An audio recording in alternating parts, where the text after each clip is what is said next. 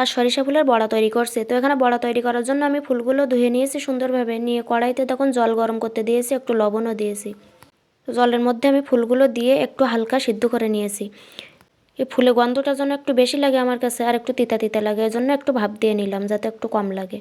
তো দেখুন আমি এর ভিতরে একটা ডিম দিয়েছি, পরিমাণ মতো লবণ, হলুদ, কাঁচামরিচ কুচি, পেঁয়াজ কুচি আর জিরা আদা জিরা বাটা দিয়েছি, একটু সাথে চিনিও দিয়েছি, দিয়ে বেসন দিয়ে মেখে শেষে একটু চালের গুঁড়িও দিয়ে দিলাম। চালের গুঁড়া দিলে একটু ভাজা মানে মশমশা হয়।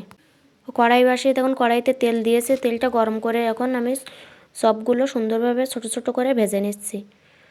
তো এই চপগুলো শীতের সময় খেতে খুবই মজা লাগে, আর এগুলো সাধারণত শীতের সময়ই পাওয়া যায়। তাই সরিষা ফুলের বড়া প্রতি বছর আমরা একবার হলেও খাই। এবছর এখনও খাওয়া হয়নি, তো আজ এই প্রথম খাচ্ছি। তো দেখুন বড়াগুলো সুন্দর লাল লাল করে এখানে ভেজে নিচ্ছি। তো এগুলো অনেক কালারটাও অনেক সুন্দর হয়েছে, আর দেখতেও অনেক ভালো। তো আমি একইভাবে বাকিগুলোও ভেজে নিচ্ছি।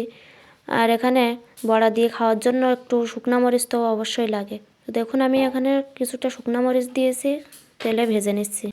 আমাদের বাড়িতে তো প্রতিটা খাবারের সাথে মানে ভাজাভুজি এগুলো খাওয়ার জন্য শুকনো মরিচ অবশ্যই লাগবে। দেখুন এখানে খেতে বসে পড়েছি। তা আজ দুপুরের মেনুতে ছিল সরিষা ফুলের বড়া, ছোটো মাছ ধনেপাতা দিয়ে ভাজি আর কলা মাছ দিয়ে তরকারি।